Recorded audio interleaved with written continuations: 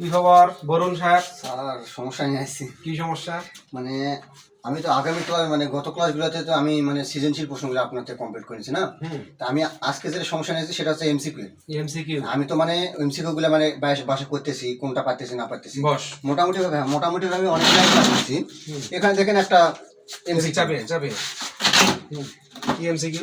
এখানে দেখেন কিভাবে এমসিকিউটা দেখেন 6 নম্বর এমসিকিউটা।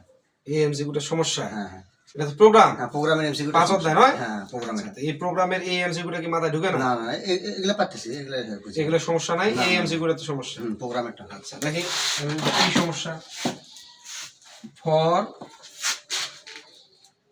I to I less than সমান্তরাল 10 I equal I plus 2 স্টেটমেন্টের ফলাফল কোনটি? স্টেটমেন্টের ফলাফল কোনটি? এই তো নাকি? হ্যাঁ এটা হচ্ছে 5 অধ্যায়ের সি প্রোগ্রামের একটা নৈবেদিক দিছে। এটা একটা স্টেটমেন্ট দিছে, এই স্টেটমেন্টটা ফর লুপে করা হয়েছে। কোন লুপে করা হয়েছে? ফর লুপে। একটা সি প্রোগ্রামে 3টা লুপ থাকে, একটা ফর লুপ, একটা হোয়াইল লুপ আর একটা ডু হোয়াইল লুপ। তাহলে ফরে দিছে মানটা, এই ফরে মানটাকে আমাদের ফর লুপে এটার ফলাফলটা আউট করতে হবে এই স্টেটমেন্টটা। তো এটা সহজ বুদ্ধি হচ্ছে, এই যে এটা ইনপুটের মান, আই প্রথমে লিখছে না, এটা ইনপুটের মান।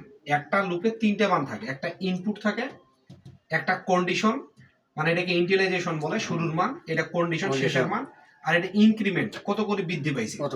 তাহলে এই যে শুরুর মান দেওয়া আছে কত? 2। তার মানে আমার 2 হচ্ছে, ইনক্রিমেন্ট কত করে পাইছে? 2 করে বৃদ্ধি পাইছে। আর কন্ডিশনটা কত পর্যন্ত? 10 পর্যন্ত। তাহলে প্রথমে আমাদের প্রথমকার মানটা নিতে হবে 2, তারপরে 2 করে বৃদ্ধি পাইছে কত করে? 2। তাহলে 2 এর পরে 2 বৃদ্ধি পাইলে 4, 4 এর পরে 6, 6 এর পরে 8, 8 এর পরে কত? 10। এই যে কন্ডিশন দেখো 10 মিলে গেছে না? তাহলে এই যে 2, 4, 6, 8, 10, এই যে দেখো এখানে 2, 4, 6, 8, 10 উত্তরটা করা আছে। ওকে, তাহলে আর কোনো ঝামেলা আছে?